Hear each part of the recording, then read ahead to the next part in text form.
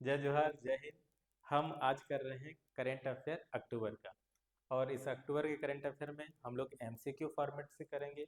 और current affair को हम लोग स्टैटिक्स के साथ जोड़ने की कोशिश करेंगे। स्टैटिक मतलब जो हमारे जो हिस्ट्री के पोर्शन है उसके साथ जोड़ेंगे, कोशिश करेंगे करेंट अफेयर को। ज्योग्राफी के साथ जोड़ने की कोशिश करेंगे। आर्ट एंड कल्चर के साथ जोड़ने की कोशिश करेंगे। आपका भूगोल के साथ। तो जितने भी बृहद सब्जेक्ट है उसके साथ जोड़ने की कोशिश करेंगे। और ये जो करंट अफेयर होता है उसका बेसिक उद्देश्य ये रहता है कि आप जो अलग अलग विषय पढ़े हैं उसको आप कनेक्ट कर पा रहे हैं कि नहीं, और डेली लाइफ में आपका एप्लीकेशन होता है नॉलेज का। तो उसके लिए ये करंट अफेयर हम लोग का लिया जाता है और रहता है।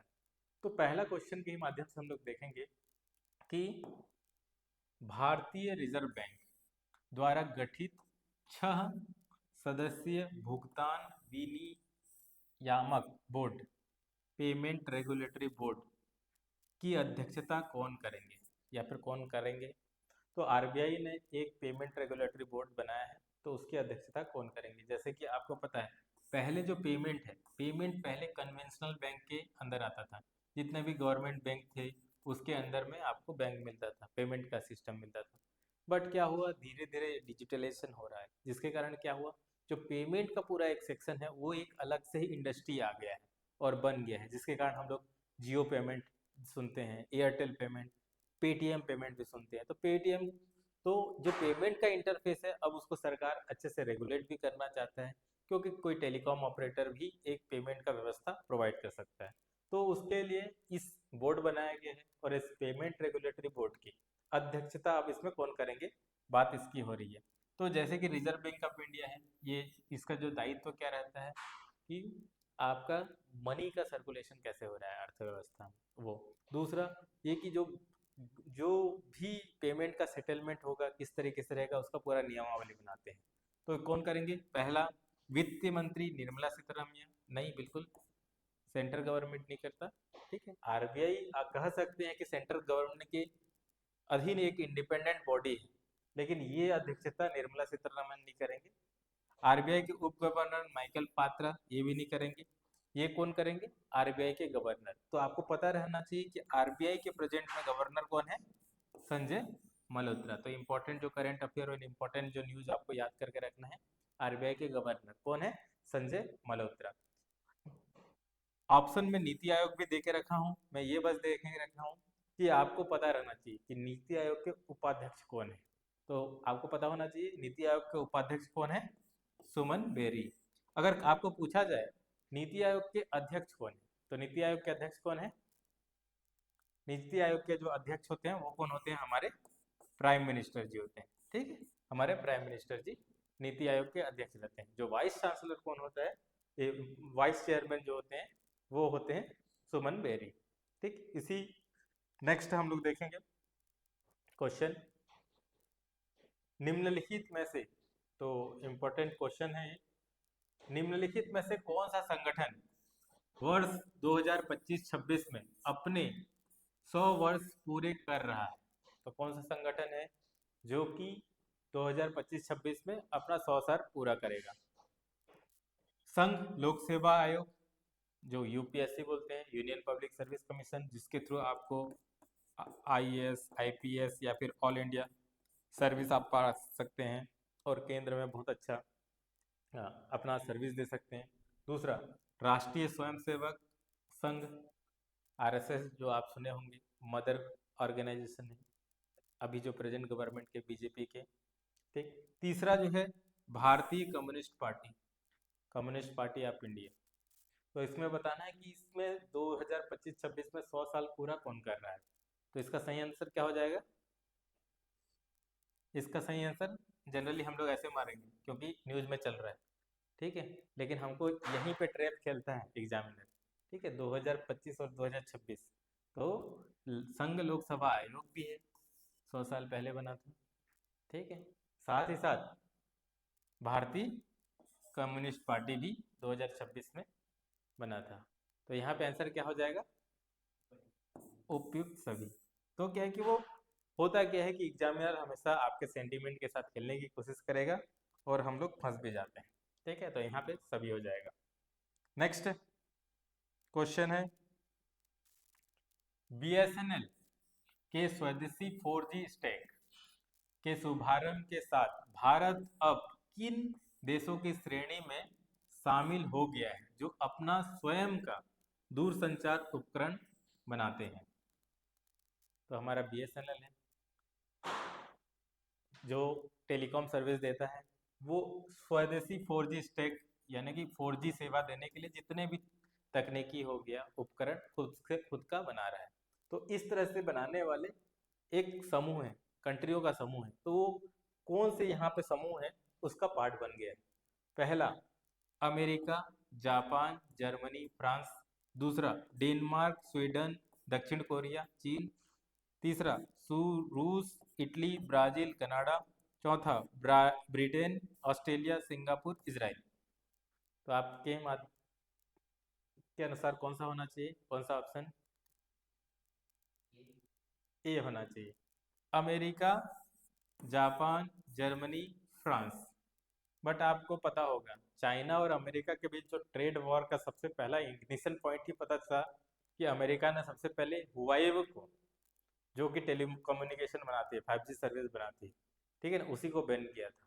और अभी भी जो अमेरिका है उसके पास ये टेक्नोलॉजी तो है, लेकिन वो क्या करता है अमेरिका, सब चीज़ स्वदेशी नहीं, अलग अलग देश से आउटसोर्सिंग करता है। वो उसका नाटो का संगठन है, यूरोप के कई सारे देश के साथ वो है, तो मिल के करते हैं, ठीक है। लेकिन बहुत सारे कंट्री है जो कि खुद का अपना है, तो उसमें से एक किसका है? चीन। चीन अपना खुद का सब कुछ बनाता है, इस मामले में हमको उससे सीखना पड़ेगा। दूसरा दक्षिण कोरिया। दक्षिण कोरिया भी इलेक्ट्रॉनिक्स में बहुत अच्छा है, जैसे कि सैमसंग 5G के बहुत अच्छा चीज़ बनाती है। उसके बाद स्वीडन और डेनमार्क, ठीक, इनका खुद का 4G स्ट्रक्चर है। क्योंकि आप मोटरोला देखेंगे तो पहला जो टेलीकॉम होता है तो आपको वो भी यूरोपियन कंट्री से निकल के आता है।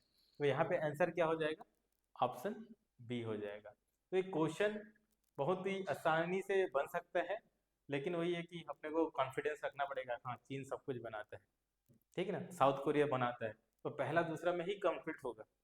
तो आपको देखना है कि कहाँ पे सबसे ज़्यादा चीज़ बन रहा है। अगला क्वेश्चन। बिल्कुल बिल्कुल, मैं आंसर आंसर तो यहाँ पे रहेगा, मैं दे दूंगा आपको, ठीक। नेक्स्ट, केंद्र सरकार ने केंद्र सरकार ने 29 राज्यों और केंद्र शासित प्रदेशों में 100 आकांक्षी कृषि जिले, एस्पिरेशनल एग्रीकल्चर डिस्ट्रिक्ट की घोषणा की है।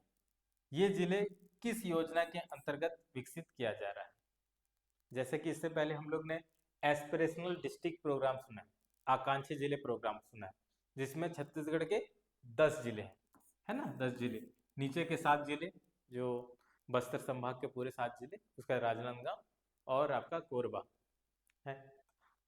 वैसे ये जो योजना अब एग्रीकल्चर के लिए, अब आकांक्षी जिले में हम लोग क्या करते हैं कि जितना भी जो डेवलपमेंट का पैरामीटर है, ह्यूमन डेवलपमेंट इंडेक्स, एजुकेशन कैसे चल रहा है, हेल्थ कैसे चल रहा है, इंफ्रास्ट्रक्चर कैसा है, उसको हम लोग निगरानी करते रहते हैं कॉन्स्टेंटली, और उस जिले को बहुत ज़्यादा डेवलपमेंट के राह पे ले जाते हैं। वैसे हमारा लक्ष्य क्या था कि दुगुना करना है कृषि को और बेहतरीन बनाना है, ताकि लोगों का वहाँ पे इनकम बढ़ सके। तो उसके लिए 100 आकांक्षी कृषि जिले बनाने की घोषणा किया गया है। तो इसके लिए कौन सा योजना के अंतर्गत बनाएगा? प्रधानमंत्री कृषि सिंचाई योजना, गलत। प्रधानमंत्री फसल बीमा योजना, गलत। क्योंकि कोई भी योजना बनता है ना, नाम लेता है ना, उसका डायरेक्टली कोई इंटेंशन रहता है, ठीक। सिंचाई है तो सिंचाई के लिए रहेगा, ठीक है ना, फसल है तो फसल एक कंपोनेंट हो गया। अब यहाँ पे आकांक्षी जिला बनाना है, डेवलपमेंट बनाना है, तो बहुत बृहद होगा। या तो हो सकता है राष्ट्रीय कृषि विकास योजना, एक हो सकता है, या प्रधानमंत्री धन धान्य कृषि योजना। उसका आंसर क्या हो जाएगा? प्रधानमंत्री धन धान्य कृषि योजना, जिसको अभी अभी सरकार ने लॉन्च किया है, जो न्यूज में था। तो यहाँ आंसर सी हो जाएगा। नेक्स्ट, असम सरकार ने सिंगापुर में चल रही जांच में सहायता के लिए गृह मंत्री से पारस्परिक कानून सहायता संधि लागू करने का अनुरोध किया है। यह जांच किस प्रसिद्ध व्यक्तित्व की मृत्यु से संबंधित है? एक इम्पोर्टेंट पर्सनालिटी जिसका मृत्यु हुआ है, ठीक है, और दुनिया का 4th लार्जेस्ट पर्सन बन गए हैं। उनके जो फ्यूनरल पे या फिर जब श्रद्धांजलि दे रहे थे, लोग आए थे, फुट फुट के रो रहे थे। एक तरह से वो असम के एक तरह से बहुत बड़े साहित्य और कला और उनके असमी आइडेंटिटी को दुनिया भर में पहुंचाए हैं, उसके बारे में था। लेकिन ये क्वेश्चन ये था कि असम सरकार सिंगापुर से जांच के सहायता के लिए गृह मंत्री के लिए क्यों क्यों एक कानूनी संधि कर रहा है। तो हमको पता चलेगा कि स्टेट गवर्नमेंट, कानून किसके अंदर आता है, स्टेट गवर्नमेंट के अंदर आता है। तो केंद्र से सहायता लेना पड़ेगा, क्योंकि हम लोग के कॉन्स्टिट्यूशन में जो शेड्यूल 7 है उसमें लिस्ट में सूची लगाया है, सेंटर के कुछ कुछ विषय रहते हैं, राज्य के कुछ विषय रहते हैं और दोनों के विषय रहते हैं। लेकिन कानून का जो मसला होता है जनरली स्टेट गवर्नमेंट के रहता है। तो उसके लिए वो, अब देखो ये प्रसिद्ध व्यक्तित्व कौन है, वो प्रसिद्ध व्यक्तित्व कौन है, पापोन नहीं है, जुबली बोरुआ नहीं है, ये कौन है, जुबिन गर्ग। एक इम्पोर्टेंट बेहतरीन पर्सनालिटी है, उनको हमेशा हम याद करते हैं, क्योंकि जब नॉर्थ ईस्ट में एक बहुत बड़े संगीतकार हैं, गीतकार हैं, जब असम में पूरा इंसर्जेंसी चल रही थी, मतलब बहुत सारे जो ऑर्गेनाइजेशन है, उल्फा जैसे, ठीक है, ऐसे संगठन जो नॉर्थ ईस्ट के जो सेपरेट बनाने की कोशिश कर रहे थे, उतने टाइम में भी ये व्यक्तित्व बोलते हैं। बहुत सारे टाइम में होता क्या है कि हम लोग का बॉलीवुड में म्यूजिक हैं, एक्टर लोग हैं, कोई सेंसिटिव इशू पे कभी बोलते नहीं, ठीक है, लेकिन ये एकदम धड़धड़ अपना आवाज़ बोलते थे, जब बहुत ज़्यादा प्रकोप था तो भी बोलते थे। प्लस उनका जो लोगों के लिए जो काम बहुत ज़बरदस्त किए हैं, तो लोग याद करके एक व्यक्तित्व है, इसको भी आपको याद, आंसर तो बी होगा, लेकिन भूपेंद्र हजारिया व्यक्तित्व हैं जिनको भारत रत्न अभी रिसेंटली मिला है। तो इसको भी आपको पता रहना चाहिए, वो भी कहाँ से बिलोंग करते हैं, असम पे बिलोंग करते हैं। नेक्स्ट हम लोग देखते हैं हिमाचल प्रदेश। हिमाचल प्रदेश के कोल्ड डेजर्ट बायोस्फीयर रिजर्व को यूनेस्को द्वारा किस वैश्विक नेटवर्क में शामिल किया गया है। तो यूनेस्को हमारे न्यूज़ में हमेशा रहता है, ठीक है, united national education scientific cultural organisation, जो कि बहुत सारे ऐसे इंपॉर्टेंट चीज़ों को जो कि मानव धरोहर के लिए बहुत इंपॉर्टेंट है उसको सूचीबद्ध करता है और उसका प्रोटेक्शन करने की काम करता है और प्रिजर्वेशन की काम करता है। वो अलग अलग लिस्ट निकालते रहता है और हमारे एग्जाम के लिए भी बहुत बहुत इंपॉर्टेंट हो जाता है, क्योंकि लास्ट 2 साल से यूपीएससी और पीएससी में हर एक जगह पे क्वेश्चन पूछ रहा है कि यूनेस्को से संबंधित पूछ रहा है। तो यहाँ पे एक जो हिमाचल प्रदेश का कोल्ड डिजर्ट बायोस्फीयर रिजर्व, जो कि अभी 13th हो गया, हमारे पास 13th बायोस्फीयर रिजर्व हो गए, ठीक है। ये कौन से लिस्ट में, यूनेस्को के कौन से लिस्ट में है, वर्ल्ड हेरिटेज साइट नहीं, वर्ल्ड हेरिटेज साइट में नहीं है, ठीक है, वर्ल्ड हेरिटेज साइट में नहीं है। दूसरा, ग्लोबल जियो पार्क नेटवर्क नहीं है, ये सही आंसर क्या हो जाएगा, world network for biosphere reserve के अंदर ये इनको शामिल किया गया है। और एक main and biosphere reserve list होता है, तो अलग अलग यूनेस्को लिस्ट निकालता है, लेकिन ये जो अभी शामिल किया गया है कौन सा है, world network of biosphere reserve. आपको बताना है कि बता सकते हैं कि भारत में विश्व धरोहर स्थल कितने हैं यूनेस्को के अकॉर्डिंग, या फिर अभी रिसेंटली किसको ऐड किया गया है। तो अभी जिसको ऐड किया गया है आप अपने कमेंट सेक्शन में नीचे में आप लिख सकते हैं कि प्रेजेंटली हमारे पास कितने यूनेस्को के लिस्ट हैं और किसको रिसेंटली ऐड किया गया है। नेक्स्ट, एक नए प्रजाति के येलो टेल एस्ली स्टीमर, जो एक तरह का ड्रैगन फ्लाई, ठीक है, एक तितली जैसे है, ड्रैगन फ्लाई है, उसका नाम येलो टेल एस्ली स्कीमर है, पहली बार किस पार्क में दिखा गया है, दर्ज किया गया है, पहली बार किस पार्क में दर्ज किया गया है भारत के। तो आपको बताना है, Okhla bird national bird sanctuary, Keoladeo राष्ट्रीय उद्यान, Yamuna bio diversity park, Jim Corbett राष्ट्रीय उद्यान। तो ये कहाँ पे पाया गया है, यमुना बायोडायवर्सिटी पार्क।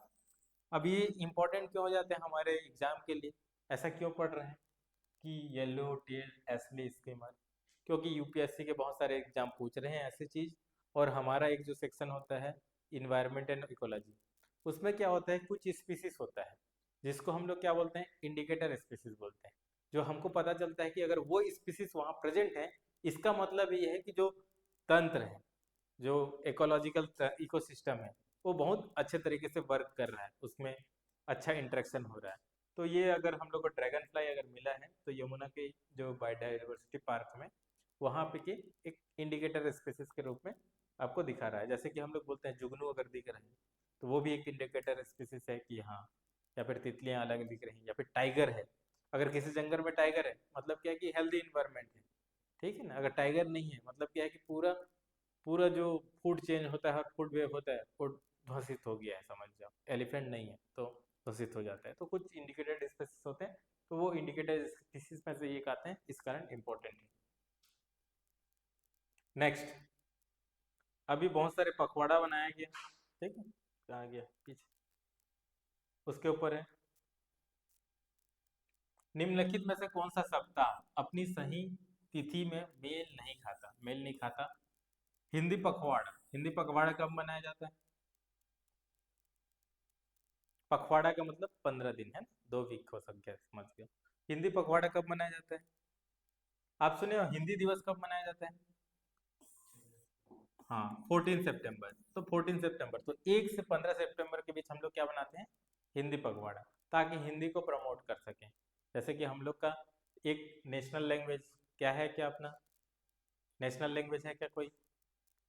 अपना नेशनल लैंग्वेज नहीं है, हिंदी हमारा नेशनल लैंग्वेज नहीं, ऑफिशियल लैंग्वेज है भले। हम लोग के ऑफिशियल लैंग्वेज हर एक स्टेट अपना मान सकता है, केंद्र सरकार भी मानता है। जैसे कि हम लोग संसद में या फिर सुप्रीम कोर्ट में जो हम लोग लैंग्वेज यूज़ कर सकते हैं, संसद में स्पेशली हिंदी का यूज़ करते हैं हम लोग। तो नेशनल लैंग्वेज नहीं, ऑफिशियल लैंग्वेज है अपने पास। राष्ट्रीय पोषण सप्ताह, तो राष्ट्रीय पोषण सप्ताह भी पहले वीक में हम लोग मनाते हैं, 1 से 7 सितंबर के बीच। वन जीव सप्ताह, वन जीव सप्ताह जो वाइल्ड लाइफ वीक होता है, जिसमें हम लोग सेंसिटिविटी करते हैं कि जानवरों के लिए, ठीक है, वन जीव के लिए उन लोग का संरक्षण संवर्धन कितना इम्पोर्टेंट है। तो वो 2 से 8 अक्टूबर करते हैं, ठीक। और ऐसे भी याद कर सकते हो, 2 तारीख को क्या है, गांधी जी अहिंसा वाले हैं, तो जानवरों को भी अहिंसा नहीं करना है, तो आपको याद करके रखना है, तो ये भी सही है। सतर्कता जागरूकता दिवस 1 अक्टूबर से 6 नवंबर, ये भी सही है। तो इसमें क्या पूछा है, क्या सही नहीं है? सब के सब सही है, तो सभी तिथियां सही है, हो जाएगा आंसर, है ना। इसमें से ऑप्शन में कोई नहीं, क्योंकि सभी तिथि सब सही है, तो आंसर क्या हो जाएगा, ई हो जाएगा इसका। नेक्स्ट, निम्नलिखित में से कौन सा चक्रवात, एक चक्रवात बहुत ज्यादा न्यूज में था जिसके कारण टेम्परेचर भी चेंज हो गया था और हम लोग को भी इफेक्ट मिला था, है ना। हम लोग में पानी वानी बीच में गिर गया था, ठंडा वंडा लगना बंद हो गया था, ठीक। तो ये कौन सा चक्रवात है जो 2 अक्टूबर 2025 में आया? कौन सा है चक्रवात? हाँ, चक्रवात मानथा और चक्रवात शक्ति, ठीक है।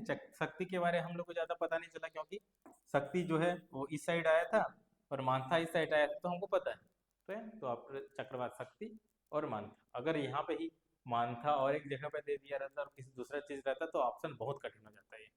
तो क्वेश्चन तो इजी रहता है, उसके ऑप्शन आपको कठिन बना देता है। नेक्स्ट, भारत ने भारत ने भारतीय महासागर के कार्ल्सबर्ग रिज क्षेत्र में पॉलीमेटेलिक सल्फाइड्स की खोज के विशेष अधिकार प्राप्त करने के लिए किस अंतर्राष्ट्रीय संस्था के साथ समझौता किया? बहुत इंपॉर्टेंट चीज है कि भारत ने हिंद महासागर में, ठीक है, भारत के हिंद महासागर में एक जगह है, पढ़ेंगे कहाँ पे जगह है, जो है जगह का नाम क्या है, कार्ल्सबर्ग रिज। रिज क्या होता है? रीज आप पढ़ोगे, जब अलग अलग प्लेट रहेगा, प्लेट धंसता है तो क्या हो जाता है, रीज बन जाता है, ठीक है। अलग अलग प्लेट से पूरा, जब भूगोल पढ़ेंगे तो हमको पता चलेगा, अलग अलग प्लेट टेक्टोनिक इधर से उधर मूव करते रहता है, वो टूटता है तो वो रीज भी बन जाता है, ठीक है ना। जैसे कि नर्मदा का एक रीज है आपका, ठीक, इस टाइप का। तो वहाँ पे क्या है कि पॉलीमेटेलिक सल्फाइड, ठीक है ना, पॉलीमेटेलिक सल्फाइड वहाँ पे हम लोग खोज रहे हैं। क्यों खोज रहे हैं, क्यों खोज रहे हैं हम लोग, क्यों न्यूज में है वो? क्योंकि अभी ज़्यादा इंपॉर्टेंट हो गया है, इंडस्ट्रियल 4.0 हो रहा है, उसमें सेमीकंडक्टर बहुत ज़्यादा इंपॉर्टेंट है। अब सेमीकंडक्टर को बनाने के लिए रेयर अर्थ मेटल चाहिए, और रेयर अर्थ मेटल हम लोग को कहाँ पे मिल रहा है, समंदर के नीचे। क्योंकि सब लोग तो, अब क्या हो गया, लोग समंदर पे जा रहे हैं, कंट्री समंदर पे क्यों जा रहे हैं, जगह बचा नहीं है जमीन में, कहाँ पे खोदें, खोदेंगे तो प्रोटेक्ट विरोध होगा, ये होगा वो होगा, तो लोग कहाँ जा रहे हैं, समंदर में नीचे में खोज रहे हैं, वहाँ पे क्रिटिकल मिनरल्स निकाल रहे हैं। और वो क्रिटिकल मिनरल किसके लिए इंपॉर्टेंट होता है, वो सेमीकंडक्टर के लिए। और सेमीकंडक्टर कहाँ पे, हर जगह पे जरूरत पड़ रहा है, इलेक्ट्रिक और इलेक्ट्रॉनिक्स में पड़ रहा है, ईवी में पड़ रहा है, तो उसके लिए हम लोग ने क्या है कि एक अंतर्राष्ट्रीय संस्था, जो इम्पोर्टेंट संस्था है, उसके साथ हम लोग ने कोलैबोरेट किया है। उस संस्था का नाम क्या है, अंतर्राष्ट्रीय समुद्री संगठन, IMO नहीं, ये तो मोस्टली जलवायु के हिसाब से देखा जाता है। दूसरा, अंतर्राष्ट्रीय समुद्र तल प्राधिकरण, ISA। तीसरा, संयुक्त राष्ट्र पर्यावरण कार्यक्रम, या फिर विश्व व्यापार संगठन। विश्व व्यापार संगठन नहीं होगा, संयुक्त राष्ट्र पर्यावरण कार्यक्रम नहीं होगा, इसका नाम क्या है, अंतर्राष्ट्रीय समुद्र तल प्राधिकरण, इंटरनेशनल सीबेड अथॉरिटी। इसके साथ हम लोग करेंगे। तो मैं क्वेश्चन भले ही एक पूछ रहा हूँ, लेकिन फैक्ट मैं कितना दे रहा हूँ, 4-5 दे रहा हूँ। उसके आसपास में जो करंट अफेयर में, करंट अफेयर से डायरेक्ट ऐसे क्वेश्चन नहीं होता है, क्रिटिकल मिनरल किसके किसके बीच होता है, ऐसा नहीं कुछ। क्रिटिकल मिनरल का हाँ पूछ देगा, पॉलीमेटेलिक सल्फाइड जो न्यूज में है वो क्या है, ठीक है ना, सिंपल सा से पूछेगा। कौन से, जो कार्लसबर्ग रिज कहाँ पे है, ठीक है ना, कार्लसबर्ग रिज हम लोग को क्या है, क्योंकि हम लोग का कहाँ पे है, नेक्स्ट क्वेश्चन है बताऊंगा, ठीक है ना, कहाँ पे, हिंद महासागर में ही है, तो वहां पे हम लोग को परमिशन मिला है, तो ये जगह भी इंपॉर्टेंट हो जाता है, और किस लिए इंपॉर्टेंट होता है, इसलिए न्यूज में है। नेक्स्ट जो क्वेश्चन है वही, भारतीय महासागर में स्थित कार्लसबर्ग रिज, जहां भारत ने खनिज अन्वेषण के लिए अनुबंध किया है, किन दो टेक्टोनिक प्लेट के बीच स्थित है। ये डायरेक्टली देखो, करंट अफेयर को किस में जोड़ दिया, एकदम भूगोल के स्टैटिक में जोड़ दिया, ठीक है ना। हमको ऐसे नहीं, हम ऐसे रट के चलेंगे कि ये प्लेट होता है वो प्लेट नहीं, अब क्या डायरेक्टली पूछ कार्लसबर्ग रिज कौन सा प्लेट में है, तो हम लोग का कुछ मेजर प्लेट होता है, ठीक, कुछ माइनर प्लेट होता है, ठीक है, जिसमें वो जिसके ऊपर घूमते रहता है पूरा अर्थ का क्रस्ट। तो ये प्लेट कौन सा है, भारतीय प्लेट और अरेबिक प्लेट, भारतीय प्लेट और सोमालिया प्लेट, अफ्रीकी प्लेट और यूरोशियन प्लेट, ऑस्ट्रेलिया प्लेट और अंटार्कटिका प्लेट। तो ऑस्ट्रेलिया और अंटार्कटिका तो बहुत ज्यादा नीचे हो गए, ये नहीं होगा। दूसरा, भारतीय प्लेट और अरबी प्लेट, भारतीय प्लेट और अरबी प्लेट थोड़ा सा इधर है, ये नहीं होगा। जो हिंद महासागर में भी अगर प्लेट मिल रहा है तो हमको यहाँ के आसपास मिलेगा, ठीक है ना, जो हिंद महासागर में जो इंडिया का ये हो गया तो मेरे को यहाँ के आसपास मिलेगा, ठीक है ना। मैप में अगर देखेंगे तो नीचे मिलेगा आपका, मेडागास्कर के बाजू में मिलेगा, है ना, मेडागास्कर। तो ये अफ्रीकन प्लेट और यूरेशियन प्लेट के बीच में मिलेगा। यूरेशियन प्लेट में क्या होता है, ये जो है ये अफ्रीकन और यूरेशियन प्लेट है ये, ठीक है ना। यूरेशियन प्लेट जब टकराता है, ठीक है ना, यूरेशियन और गोंडवाना, ये छोटा वाला प्लेट है, टकराता है तब जाके हिमालयन बनता है। तो अफ्रीकन प्लेट और यूरेशियन प्लेट के बीच मिलेगा। तो ऐसे करके क्वेश्चन पूछ रहा है आजकल एग्जाम, SSC हो गया या फिर PSC। मध्य प्रदेश में एक नया क्वेश्चन है, मध्य प्रदेश में अधिकारियों ने एक खांसी की दवाई की बिक्री और वितरण को तुरंत रोकने का आदेश दिया है, क्योंकि उसमें किस प्रकार के विषैली पदार्थ की मौजूदगी पाई गई है। तो मध्य प्रदेश के एडमिनिस्ट्रेशन ने एक विषैली पदार्थ की जो दवाई है उसको बंद किया गया है, वो कौन सा है, एथेनॉल, मेथेनॉल, ठीक है, आइसोप्रोइल एल्कोहल, या फिर डाई इथाइल ग्लाइकॉल। तो इसका सही आंसर क्या हो जाएगा, एथेनॉल और मिथेनॉल तो काम आते रहता है, इसको बैन क्या करेगा, ठीक है। इंपॉर्टेंट किसको बैन किया है, डाइथिलीन ग्लाइकॉल। तो साइंस एंड टेक में डायरेक्टली क्वेश्चन अगर ऐसे आ जाएगा तो हम समझेंगे ये कहाँ से आ गया, लेकिन ये न्यूज में, क्योंकि मध्य प्रदेश में उसको तुरंत बैन किया है। हाँ, खांसी का सिरप है ना, तो आंसर क्या हो जाएगा, बी।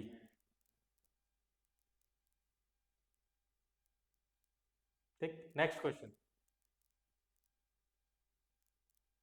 भारत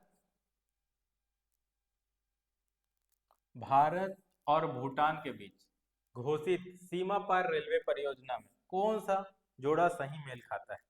अब पहली बार भारत ने क्या किया है कि अपने पड़ोसी देश के साथ डायरेक्टली रेलवे के थ्रू जाने की कोशिश कर रहे हैं, आना जाना होगा, ठीक है। तो उसके लिए सही तरीके से जोड़ने का हमारा तो लक्ष्य था कि पूरे south east Asia SAARC region में सबके साथ ऐसे जोड़ना था, बट ये पाकिस्तान की हरकत के कारण हम लोग क्या है, रुक जाते हैं, ठीक है। तो अभी लेकिन हम लोग ने बोला कि ठीक है, अपनी जो दोस्ती जिसके अच्छा है उसके साथ तो स्टार्ट कर सकते हैं, धीरे धीरे जिसको जोड़ना रहेगा जुड़ेंगे। तो अभी कौन कौन सा सही में क्या है? कोकराझार असम, सामते भूटान, पहला। दूसरा, बनारहाट पश्चिम बंगाल, और गेल्फू भूटान, ये भी गलत है और ये भी गलत है, इसमें इंटरचेंज हो गया है। जो बनारहाट पश्चिम बंगाल से सामतेस भूटान में जोड़ा गया है, यहाँ से यहाँ पे जोड़ा गया है। तो आंसर क्या हो जाएगा? कोकराझार से असम से गेल्फू भूटान। तो एक दो, जो अगर ऐसे मैप के हिसाब से देखेंगे तो कहाँ से कहाँ जुड़ा गया है? ठीक। एक आपका कहाँ है? असम से जुड़ा गया है, क्योंकि यहाँ पे नॉर्थ ईस्ट एशिया आ जाएगा, इंडिया आ जाएगा। ये भूटान हो गया, है ना। तो यहाँ से क्या है, पश्चिम बंगाल से एक जुड़ा गया है, ये एक असम के साथ ऐसे जुड़ा गया है। तो दो रेलवे परियोजना हम लोग ने लिंक जोड़ गया है। तो बनारघाट पश्चिम बंगाल से गेल्फो, बनारघाट से शांति, उसके बाद कोकराझार असम से गेल्फो। ठीक है, ये जोड़ा गया है। तो आंसर हो जाएगा सी। नेक्स्ट क्वेश्चन है, विश्व पैरा एथलेटिक चैंपियनशिप, ठीक है, 12वें संस्करण का आयोजन किस शहर में किया गया? कोई पता नहीं है।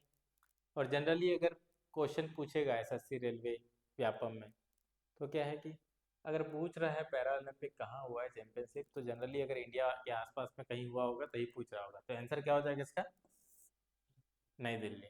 ठीक है, नई दिल्ली जैसे कि इम्पोर्टेंट है, लेकिन ऐसे ओलंपिक कहाँ पे होता है, वर्ल्ड कप कहाँ पे होता है, वो पता रहना चाहिए। तो विश्व पैरा एथलेटिक चैंपियनशिप कहाँ पे हुआ है? नई दिल्ली में अपना हुआ है।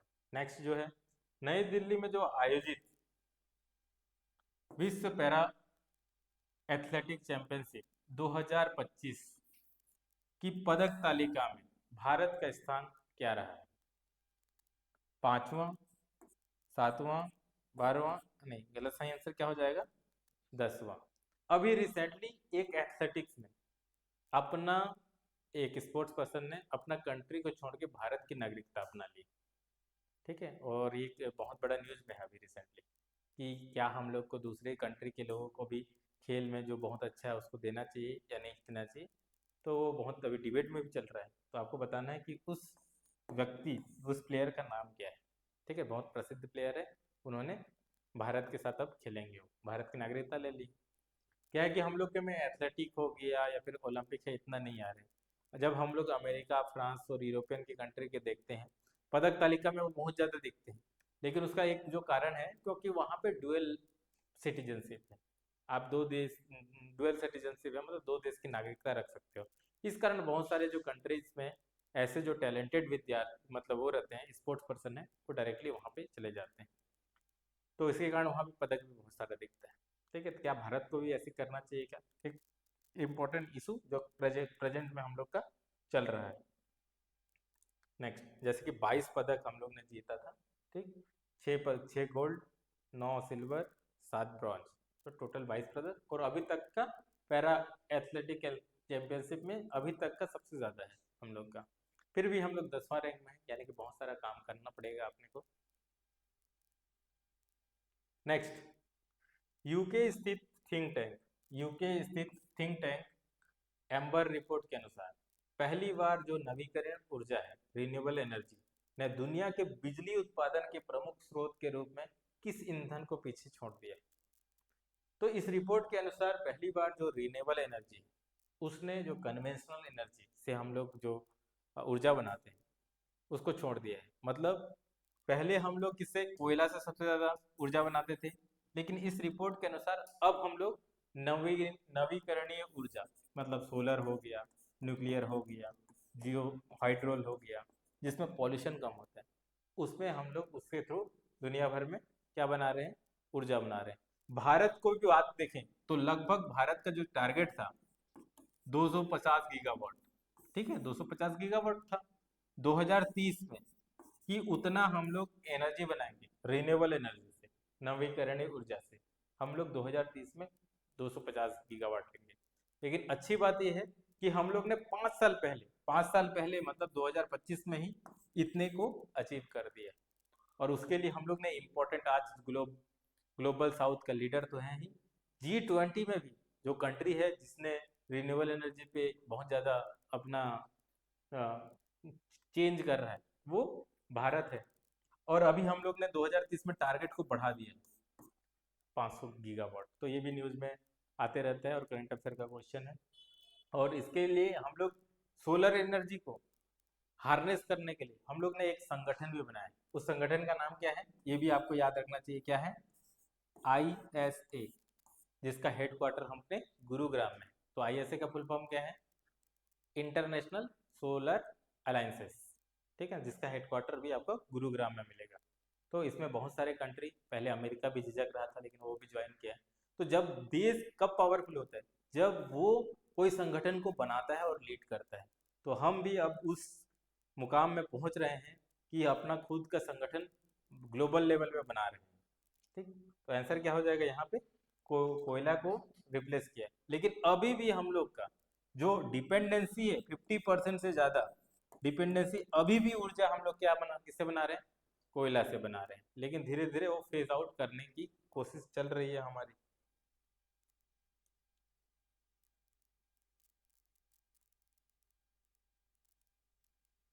चलो नेक्स्ट क्वेश्चन।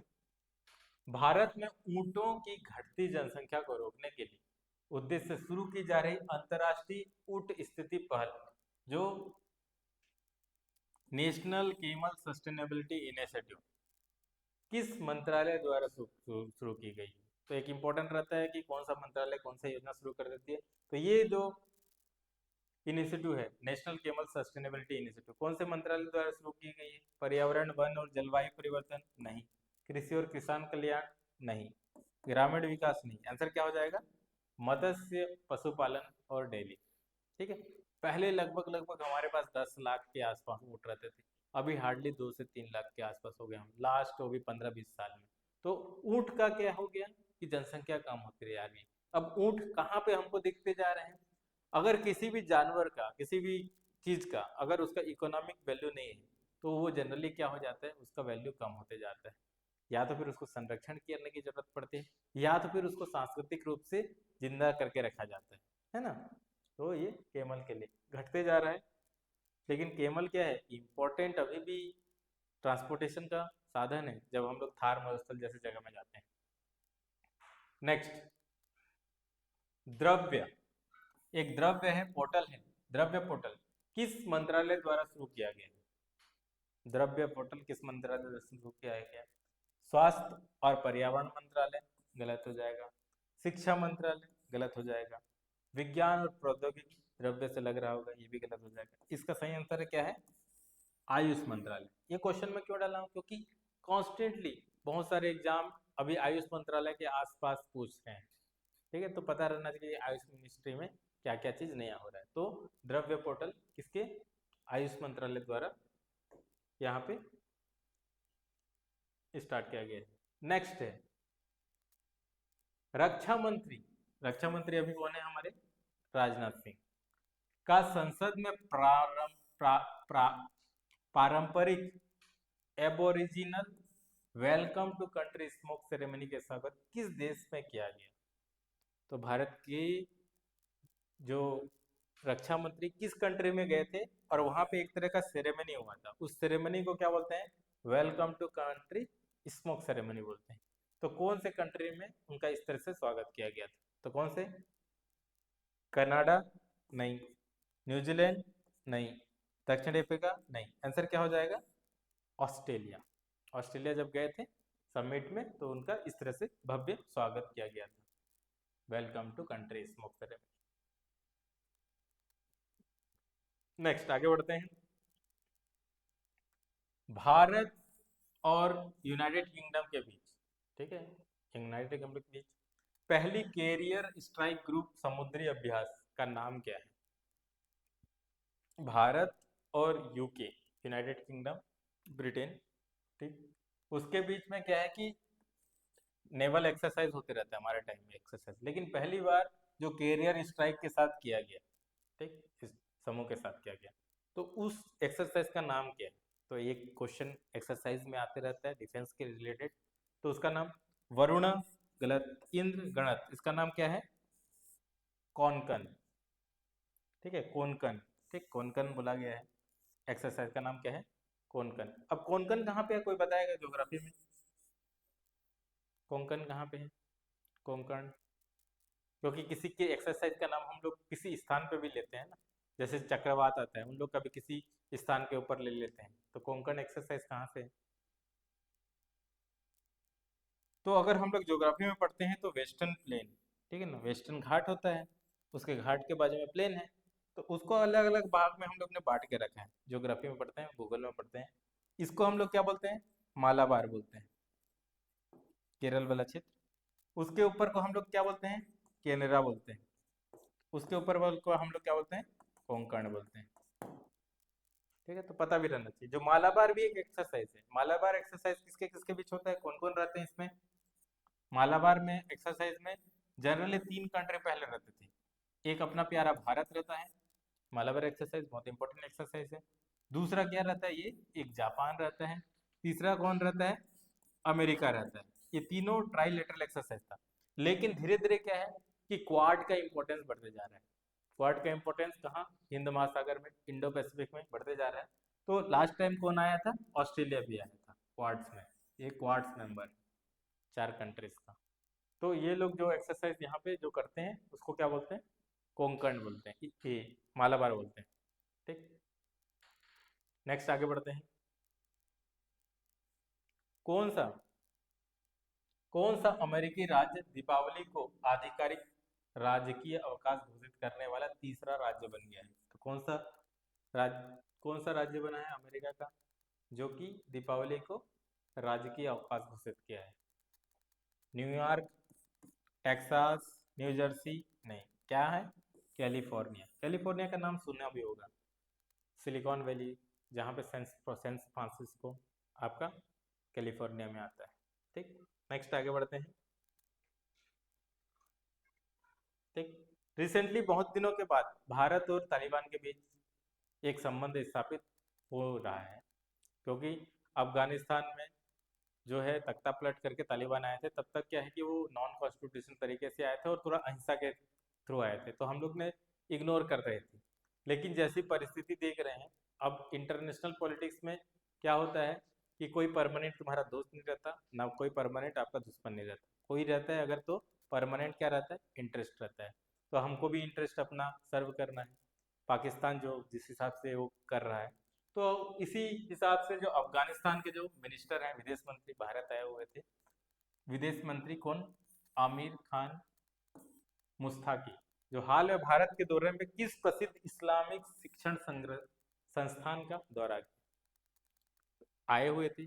उत्तर प्रदेश में वो एक जगह गए थे, तो उस संस्था का नाम क्या है? जामिया मिलिया इस्लामिया? नहीं। अलीगढ़ मुस्लिम यूनिवर्सिटी? नहीं, ठीक है। लखनऊ? नहीं।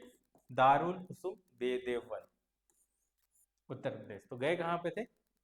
दारुल उसूल देवबंद। देवबंद क्या है कि जो उनका जो मूवमेंट है, तालिबान का मतलब स्टूडेंट भी होता है, तो उनका जो ज्ञान व्यान जो पहले से जहाँ पे करते थे पॉजिटिव वे में करते थे, ठीक है, तो वो जो उनका अपना जो आइडियोलॉजिकल जो है वो देवबंद मूवमेंट के रूप में याद किया जाता है, जाना जाता है। तो वो अपना रूट खोजने आए थे, समझ जाओ, ठीक। और वहाँ से ही एक मदरसा में शिक्षा का व्यवस्था बना था, धीरे धीरे पाकिस्तान से लेके इन लोग ले गए थे। तो इंडिया एक, कभी कहा जाता है कि विश्व गुरु बनना इतना आसान काम नहीं है, क्योंकि अलग अलग टाइप के नॉलेज आएंगे और उसको कैसे करके कोई यूज़ करेगा हमें पता नहीं है, ठीक है। लेकिन क्या है कि जो तालिबान है वो उसको इफेक्ट पड़ता है, तो तालिबान के शिक्षा को और ज़्यादा इफेक्ट पड़ता है, क्या है, अरबी से उधर से, तो और ज़्यादा कट्टर हो जाते हैं, ठीक है। बट ठीक है, तो जो आए थे तो इधर भी आ गए, ठीक है, देखने के लिए, तो इसलिए ये न्यूज़ में था। नेक्स्ट, IUCN एक इम्पोर्टेंट संगठन है, ठीक है। IUCN बहुत ज़्यादा न्यूज में रहता है, ठीक। International union for conservation nature. ये क्यों न्यूज में रहता है? क्योंकि ये क्या करता है, रेड लिस्ट लॉन्च करता है कि कौन सा जीव किस स्थिति में है, खत्म होने वाला है, पूरा मरने वाले हैं, संकटग्रस्त है, दुर्लभ है, ये सब कुछ। तो वो एक सम्मेलन कराता है जिसका नाम है विश्व संरक्षण सम्मेलन, विश्व संरक्षण सम्मेलन, ठीक है, वर्ल्ड कंजर्वेशन कांग्रेस, जो 2025 का हुआ था। कहाँ पे हुआ था? नैरोबी केनिया में? नहीं। वैंकूवर कनाडा में? नहीं। सिंगापुर में? नहीं। ये कहाँ पे हुआ था? अबू धाबी में, संयुक्त अरब अमीरात में। नेक्स्ट हम लोग देखते हैं, ये न्यूज़ बहुत ज़्यादा था, ठीक है ना, बंगाल गवर्नमेंट और सेंट्रल गवर्नमेंट के बीच कुछ चल रहा था। दामोदर घाटी निगम, दामोदर वैली कॉरपोरेशन, ठीक। क्या है कि जब भारत आज़ाद होता है तो हमारे पास क्या नहीं रहते, कोई बांध नहीं रहता।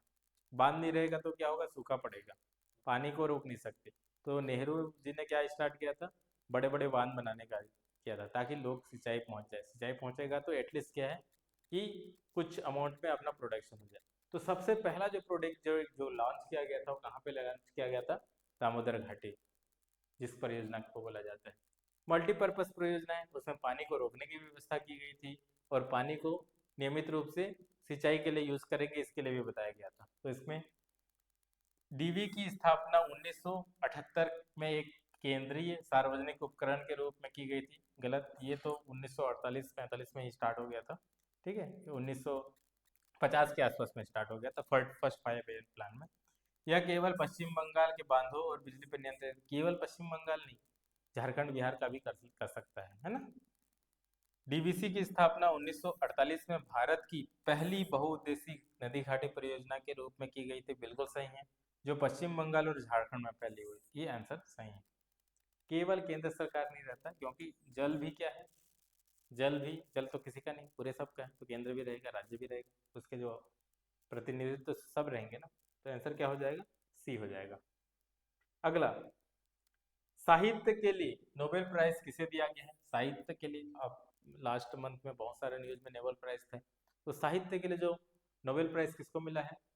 सिमोन सकागुची, मेरी ई ब्राका, फेडरिक रेम्सडेल, ये तीनों को नहीं मिला है। आंसर क्या हो जाएगा?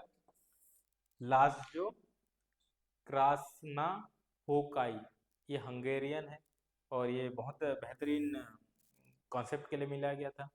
वो बोलते हैं कि टेरर जब चलते रहता है, भय जब होते रहे, डिप्रेशन होता है, तो क्रिएटिविटी करना चाहिए लोगों को। क्रिएटिविटी इसलिए ही बना है कला। तो उन्होंने अपने काव्य के थ्रू बताया था कि हाँ, ऐसे टाइम में आप अपना जो कला के काम है उसको करना चाहिए, और उसके आसपास में उन्होंने लेखन लिखा था। तो आंसर क्या हो जाएगा? ऑप्शन डी हो जाएगा। नेक्स्ट आगे हम लोग बढ़ते हैं। नोबेल शांति पुरस्कार 2025, नोबेल शांति पुरस्कार 2025 किसको दिया गया? John Clark, Michelle Devery, John Martins या मारिया कोरोना मचाडो। तो शांति के लिए जो पुरस्कार मिला है नोबेल प्राइज, किसको मिला है? राइट्स को बचाने के लिए, ठीक है, अधिकार को इस वो के लिए, तो वो किसको मिला है? मारिया कोरोनिना मचाडो। तो आंसर क्या हो जाएगा?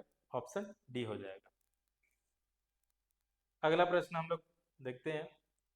खगोलविदों ने फॉस्फिन नामक एक अणु जो पृथ्वी पर जीवन से जुड़ा है, किस भूरे बौने तारे ब्राउन ड्वार्फ पर पाया गया है? तो खगोल जो विद होते हैं या फिर एस्ट्रोनॉमर्स होते हैं, उन्होंने फॉस्फिन को डिटेक्ट किया है एक जगह पे। और फॉस्फिन बहुत ज़्यादा इम्पोर्टेंट है, क्योंकि अगर फॉस्फिन अगर मिल रहा है मतलब वहाँ पे कोई सजीव चीज मिल रहा है, यानी कि वहाँ पे जीवन होने का एक प्रमाण हो सकता है। तो वो कौन से बोने, और ब्राउन डॉर्फ मतलब कि ऐसे स्टार में मिला है जो कि मरने की स्थिति में है।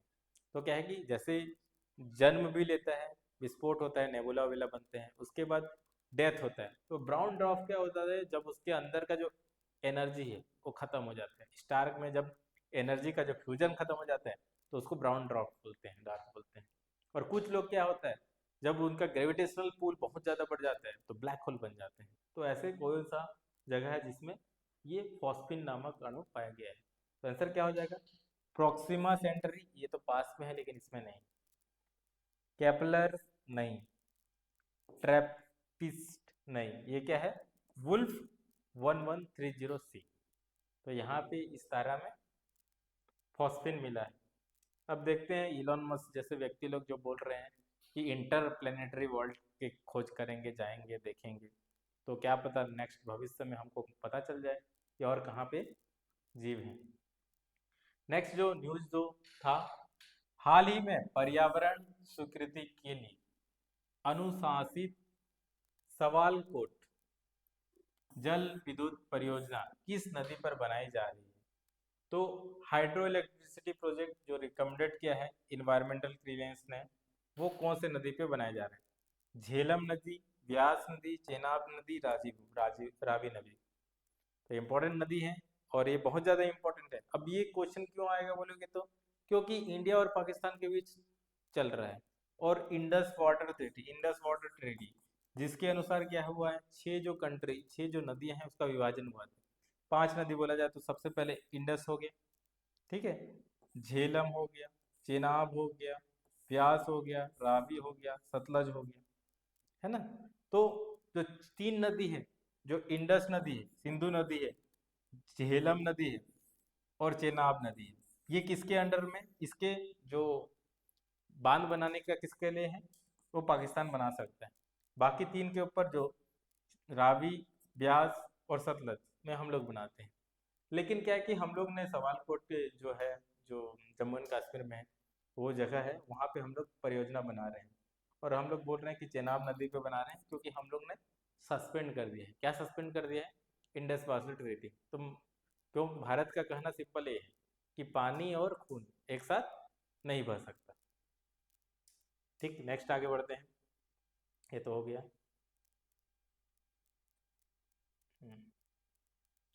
गुवाहाटी में आयोजित BWF world junior mix team championship 2025 में भारत अपना पहला पदक जीता। भारत में कौन सा पदक हासिल किया? तो यहाँ पे आपको याद करना है कि गुवाहाटी में हुआ था विश्व जूनियर मिश्रित टीम चैंपियनशिप बैडमिंटन का, ठीक है, और उसमें हम लोग ने पहली बार पदक जीता है। तो पहली बार जब पदक जीतते हैं तो हमें याद रखना चाहिए, एग्जाम के लिए इंपॉर्टेंट रहता है। तो इसमें स्वर्ण जीता क्या? नहीं, रजत नहीं जीता। ये क्या है? कांस्य जीता, लेकिन जीता है, ये इंपॉर्टेंट। नेक्स्ट, ईरानी ट्रॉफी, स्पोर्ट्स का है न्यूज। ईरानी ट्रॉफी जो किस खेल से संबंधित है? क्रिकेट से संबंधित है। ईरानी ट्रॉफी में रेस्ट ऑफ इंडिया को 93 रन से हराकर कौन सी टीम विजेता बनी?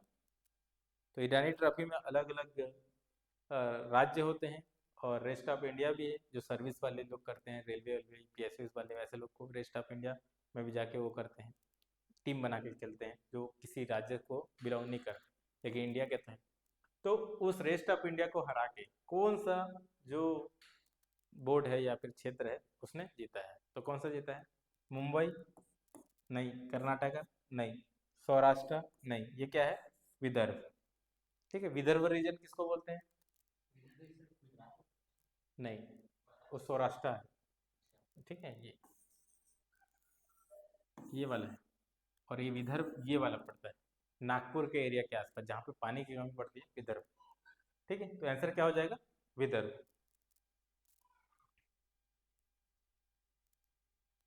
नेक्स्ट हम लोग देखते हैं विश्व स्वास्थ्य सम्मेलन 2025 जो बर्लिन जर्मनी में आयोजित हुआ, की थीम क्या थी? तो थीम भी पूछ देता है हमारे को कई सारे एग्जाम में। तो जो डब्ल्यू हेल्थ जो है ना, विश्व स्वास्थ्य सम्मेलन, ठीक है, वर्ल्ड हेल्थ समिट जो हुआ था, उसका थीम क्या था? Health for all, bridging the global crops, ये नहीं है। Tackling responsibilities for health for fragmented world, ये सही हो जाएगा। वन वर्ल्ड वन हेल्थ नहीं है, गलत है, ये भी गलत है। तो आंसर क्या हो जाएगा? बिखरी दुनिया में स्वास्थ्य की जिम्मेदारी लेना। ये क्यों आ रहा है? जिम्मेदारी कौन नहीं ले रहा है, क्यों नहीं ले रहा है? अभी क्या, अगर दुनिया को देखोगे तो दुनिया टूट गया है टाइप का लगता है। अमेरिका अपने मनमानी कर रहा है, चाइना अपना कर रहा है, सब लोग अपना अपना देख रहे हैं। ठीक है। तो इस बिखरती दुनिया में क्या है कि हेल्थ बहुत ज़्यादा इंपॉर्टेंट सब्जेक्ट हो जाता है। इवन ये सिलसिला अभी का नहीं है, कोविड से हो रहा है ना, तब से तो और ज़्यादा लोग कोलाबरेट नहीं कर रहे। तो क्या है कि सम्मेलन भी तो होगा तो कोलाबरेट करने के लिए होगा, तो क्या हो जाएगा, बिखरती दुनिया में स्वास्थ्य के लिए जिम्मेदारी आंसर हो जाएगा। नेक्स्ट देखते हैं।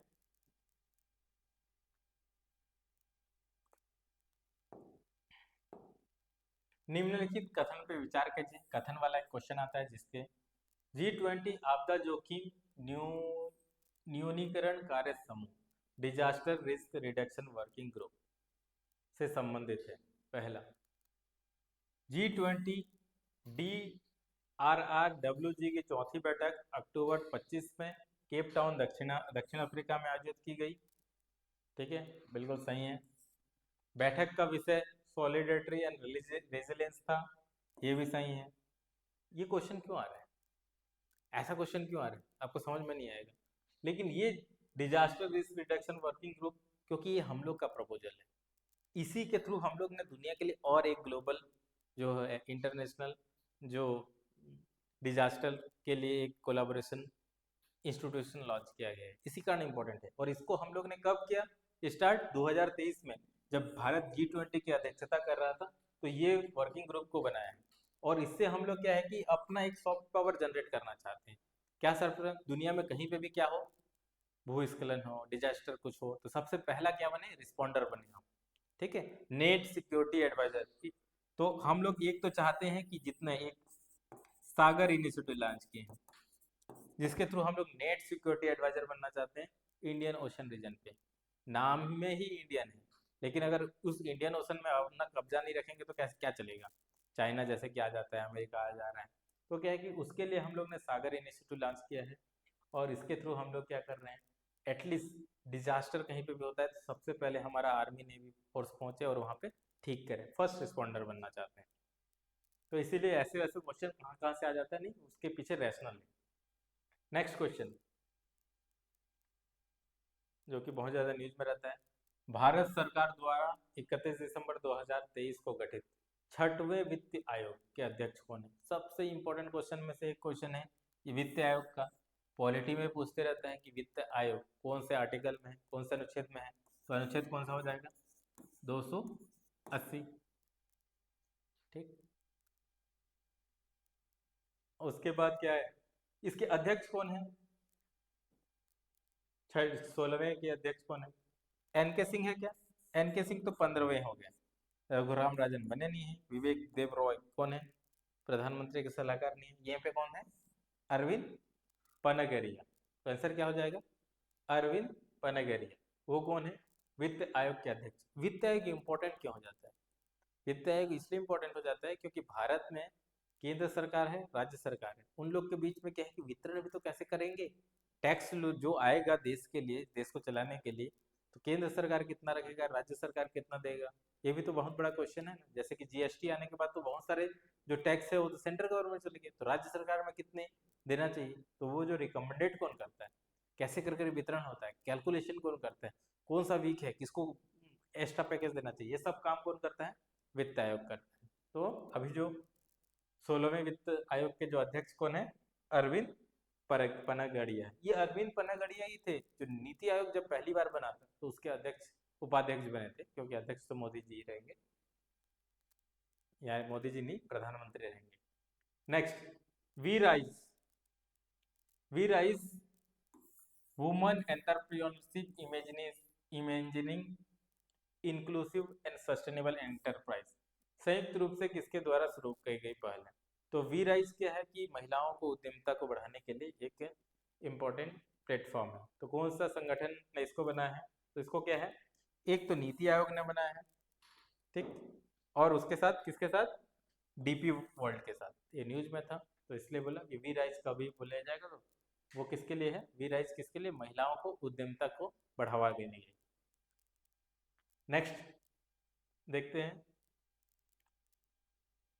निम्नलिखित कथनों पर विचार कीजिए। ठीक है, आधार से नवाचार और प्रौद्योगिकी संघ योजना जिसको सीता बोलते हैं। तो सीता क्या है, अगर क्वेश्चन में आ गया तो क्या है सीता, क्या है? Scheme for innovation and technology association with Aadhaar. Aadhaar के द्वारा जो आप इनोवेशन कर रहे हैं और टेक्नोलॉजी बना रहे हैं उसको सीता बोला जाए। तो ये योजना, तो ये योजना को शुरुआत कौन किया गया है, किसने लॉन्च किया गया है? तो यह योजना भारतीय विशिष्ट पहचान प्राधिकरण या फिर UIDAI, unique identification authority of India, जो आधार कार्ड बनाता है, ठीक है ना, जिसको संरक्षण करता है, डेटा वेटा को रखता है, तो उसने, और इसका उद्देश्य क्या है? इनोवेशन करना है और डिजिटल पहचान देना है। तो पहला भी सही है और दूसरा भी सही है, तो आंसर क्या हो जाएगा? 1 और 2 हो जाएगा। अगला हम लोग देखते हैं ब्रह्मोस। ये डिफेंस का क्वेश्चन है, ठीक है। ब्रह्मोस, ब्रह्मोस के बारे में विचार करिए। ब्रह्मोस बहुत ज़्यादा यूज़ किए थे हम लोग ने, कहाँ पे यूज़ किए थे? इस बार जब पाकिस्तान के साथ यूज़ किए थे उससे तो, है ना। तो ब्रह्मोस क्या है कि 2 देश के बीच बनाया हुआ था, एक भारत और दूसरा रसिया, दोनों का मिला के ये ब्रह्मोस बनाया है। मिसाइल है, बेहतरीन मिसाइल है। इसकी पहली खेप लखनऊ के इकाई में बनी है, जो अभी रिसेंटली न्यूज़ में ये था कि फर्स्ट बेच was made at Lucknow unit अब ब्रह्मोस एयरफेस, अभी रिसेंटली, हाँ, नया वाला बना है यहाँ पे। क्योंकि हम अब ब्रह्मोस को क्या करना चाह रहे हैं, दूसरे दूसरे कंट्री पे हम लोग सेल भी करना चाहते हैं। हम अब इम्पोर्टर से एक्सपोर्टर भी बनना चाहते हैं। हमारा जो सक्सेस के लिए हम लोग ने स्कीम भी लॉन्च किया है, उसका नाम क्या है? मेड इन इंडिया, ठीक है। अब डिफेंस परचेस कर रहे हैं तो बेचेंगे तभी तो हो पाएगा, आत्मनिर्भर भी बनना है। तो वो यह यह ठोस बूस्टर वाली 2 चरणीय क्रूज मिसाइल है, बिल्कुल 2 स्टेज क्रूज मिसाइल है। और इसमें का फीचर क्या है? Fire and forget. एक बार आप लक्ष्य को डालोगे उसमें और वो कहीं पे भी जाए, वो क्रूज मिसाइल है, जाके टारगेट करके फोड़ के ही आएगा। तो फायर एंड फॉरगेट सिस्टम है इसमें। तो आंसर क्या हो जाएगा इसमें भी? दोनों के दोनों सही हो जाएगा। हाँ, फायर एंड फॉरगेट, हाँ, एक बैलिस्टिक मिसाइल होता है, ठीक है, जो सीधा जाता है। क्रूज मिसाइल में वो अपना वो चेंज कर सकता है, चेंज कर सकता है, हाँ, ठीक है। उसको अच्छे से पढ़ेंगे हम लोग पूरा, उसमें साइंस एंड टेक जब पढ़ेंगे डिफेंस वाली चीज़ें। नेक्स्ट जो है, बहुत ज़्यादा न्यूज बता नीचे दिए गए देशों और उनकी 5वीं पीढ़ी के लड़ाकू विमान का जोड़ी में कौन सा गलत जोड़ी है, पहचानना है। 5th जनरेशन जो फाइटर प्लेन है उसका कौन सा मैच मैच यहाँ पे गलत है, आपको बताना है, ठीक। संयुक्त राष्ट्र अमेरिका का F-35 और F-22, बिल्कुल ये 5th जनरेशन फाइटर प्लेन है, ठीक, पहला सही है। रूस का सुखोई Su-57, ये भी न्यूज में है, क्योंकि भारत कौन सा 5th जनरेशन का एयरक्राफ्ट खरीदेगा, उसके ऊपर बहुत ज़्यादा संशय है, सब कोई बेचना चाहते हैं, क्योंकि चीन का चेंगडू J-20 है, ये भी सही है। भारत का तेजस Mk-1, ये 5th जनरेशन नहीं, ठीक। इवन जो भारत का जो लड़ाकू विमान है जिसको रफाल बोलते हैं, वो भी 5th जनरेशन का नहीं है। रफाल भी कितना है? 4.5 जनरेशन का है। तो अभी हम लोग काम कर रहे हैं, तेजस Mk-2 जो बनेगा, मार्क 3 नया जो तेजस का वेरिएंट है, उसको हम लोग 5th जनरेशन बनाने की कोशिश कर रहे हैं। लेकिन प्रॉब्लम क्या हो जा रहा है वहाँ पे, अपने को इंजन इंजन बहुत ज़्यादा इंपॉर्टेंट होता है, बिना इंजन के कुछ नहीं है। तो अब भारत जब अपना खुद का इंजन बनाएगा, जो बना रहा है उसका नाम क्या है, ये भी न्यूज़ में आ जाता है, उसका नाम क्या है? कावेरी, कावेरी इंजन अपना स्वदेशी इंजन है, वो भारत अभी बना रहा है। तो आंसर क्या हो जाएगा इसमें? कौन सा नहीं है? भारत का तेजस, ठीक है। नेक्स्ट जो न्यूज़ है, जो अक्टूबर में बहुत ज़्यादा था, श्वास, स्टार, सफल, ये 3 प्रकार के क्या हैं जो खबर में थी, ये क्या थे? श्वास, स्टार, सफल, ये 3 तरह के से क्या है, ये ग्रीन क्रैकर है। क्या है? ग्रीन क्रैकर है, पर्यावरण जो हितोष अतिवासी, यानी कि green eco friendly fireworks हैं, जो फटाके हैं उसका नाम है श्वास, स्टार, सफल, जिसमें एल्यूमिनियम नहीं रहेगा, जिसमें क्या बोलते हैं रेडिएशन, थर्मली रेडिएशन नहीं रहेगा, जिसमें सल्फर नहीं रहेगा, तो इसका अलग अलग वेरिएंट का नाम है, ठीक। तो आंसर यहाँ पे हो जाएगा ग्रीन क्रैकर। नेक्स्ट नेक्स्ट है स्वास्थ्य मंत्रालय द्वारा भारत की पहली मानसिक स्वास्थ्य एम्बेसडर किसे नियुक्त किया गया है? अभी जैसे कि टेक्नोलॉजी का जमाना आ गया है, सब अपना अपना टेक्नोलॉजी पकड़ के बैठे हैं, लेकिन क्या हो जा रहा है, लोगों से इतना इंटरेक्शन नहीं कर रहे हैं, बात नहीं कर रहे हैं, तो डिप्रेशन में शिकार हो रहे हैं। इवन जो इम्पोर्टेंट है, जिसने सबसे पहले, मतलब पहले तो बहुत सारे लोग आए थे जिसके कारण बहुत ज़्यादा पॉपुलर हुआ था, वो है दीपिका पादुकोण। जब बोलते थे दीपिका पादुकोण की मैं इतना अच्छा मूवी बना रही हूँ, एकदम बेहतरीन स्टार है, घर में जाके रोना धोना डिप्रेस होना, ये था।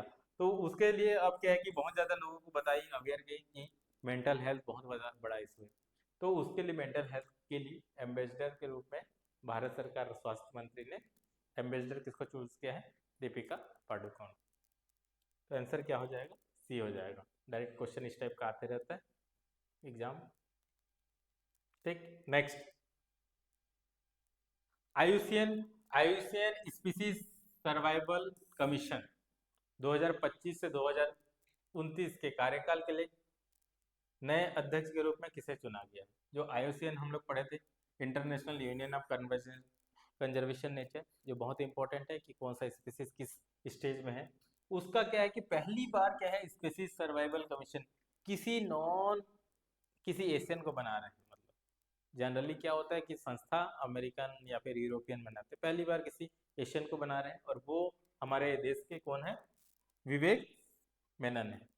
विवेक मेनन है, पहली बार। देख रहे हो, 70 साल 75 साल हो गए, एक एक बहुत बड़ा इंपॉर्टेंट ग्लोबल ऑर्गेनाइजेशन के क्या बोलते हैं, जो हाईएस्ट पोजीशन में बनाने नहीं दे रहे। इवन वर्ल्ड बैंक को देखोगे तो वर्ल्ड बैंक में अभी भागा बागा सर हैं, ठीक है ना, अजय बागा है, नाम से वो इंडियन है, लेकिन है तो अमेरिकन नागरिक।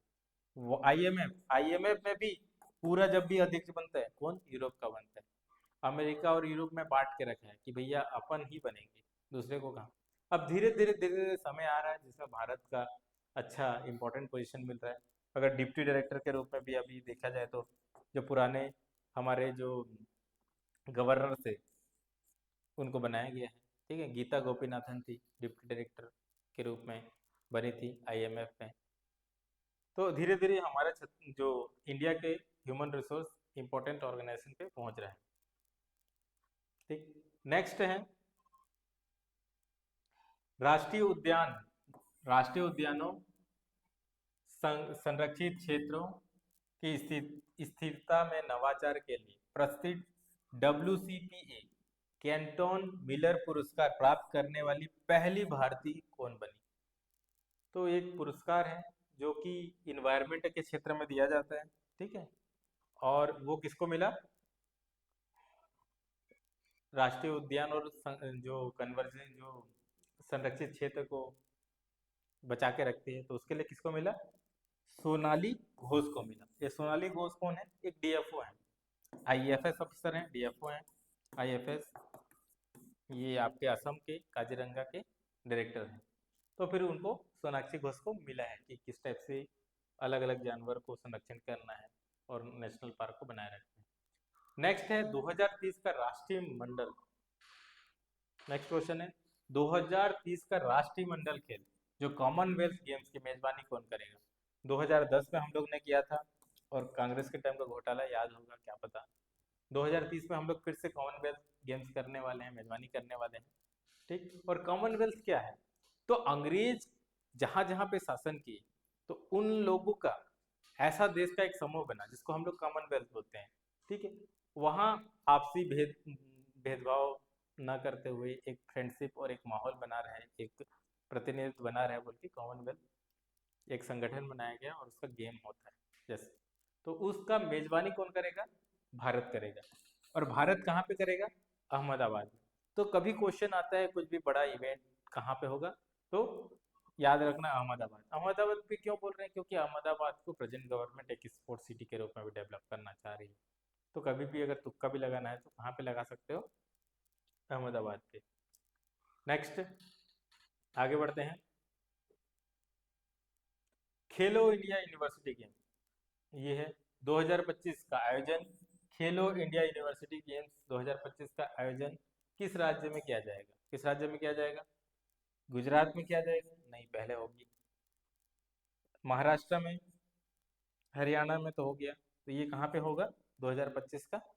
राजस्थान। तो खेलो इंडिया यूनिवर्सिटी गेम्स एक इम्पॉर्टेंट गेम है। खेलो इंडिया ही एक मुहिम चला रहे हैं ताकि हम लोग का प्रतिनिधित्व ओलंपिक में बढ़े और हम लोग पदक जीत सकें और एक स्पोर्ट्स कल्चर का डेवलपमेंट हो सके। तो 2025 का कहाँ पे होगा?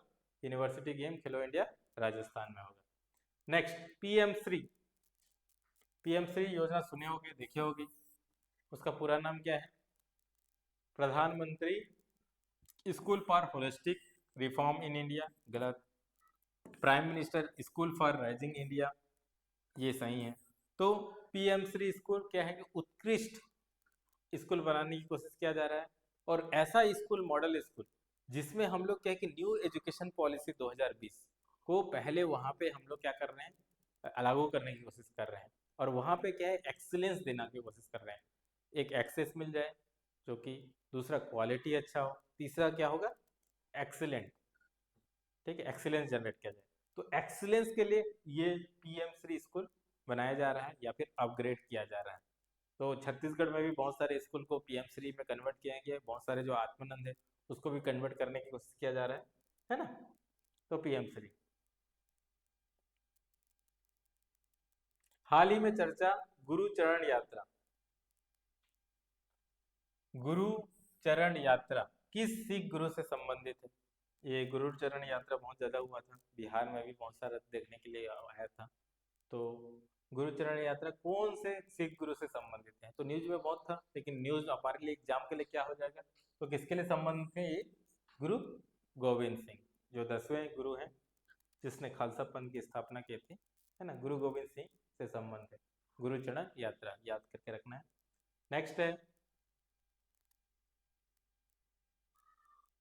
46वां 46वां फिश फेयर कम फिश क्रॉप कंपटीशन, ठीक है, ऐसा क्वेश्चन आ जाता है। फिश फेयर कम फिश क्रॉप कंपटीशन किस राज्य सरकार द्वारा निगोल चकोवा उत्सव उत्सव के हिस्से के रूप में आयोजित किया गया है? अब बहुत ही कठिन लग रहा होगा, ये कहाँ से आ गया, और नाम से ही लग रहा है निगोल चकोबा, तो ये कोई नॉर्थ ईस्ट का होगा। अब नॉर्थ ईस्ट का होगा अगर ऐसे क्वेश्चन ऑप्शन में, ऑप्शन में गोवा रहता है एक जगह पे, कश्मीर रहता है एक जगह पे, क्या बोलते हैं, आंध्र प्रदेश रहता है, मध्य प्रदेश रहता है, और एक नॉर्थ ईस्ट के मणिपुर रहता है, तो मणिपुर को टिक करके आ जाते, लेकिन क्वेश्चन ही कठिन बना दी। असम, मणिपुर, नागालैंड, त्रिपुरा, अब कहाँ पे दिया जाए?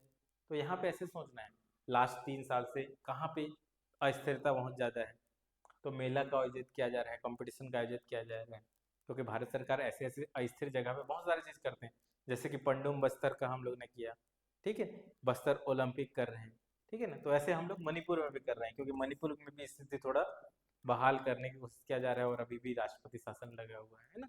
तो ऐसे सोचना है, थिंकिंग करके डालना है, ठीक है, मणिपुर।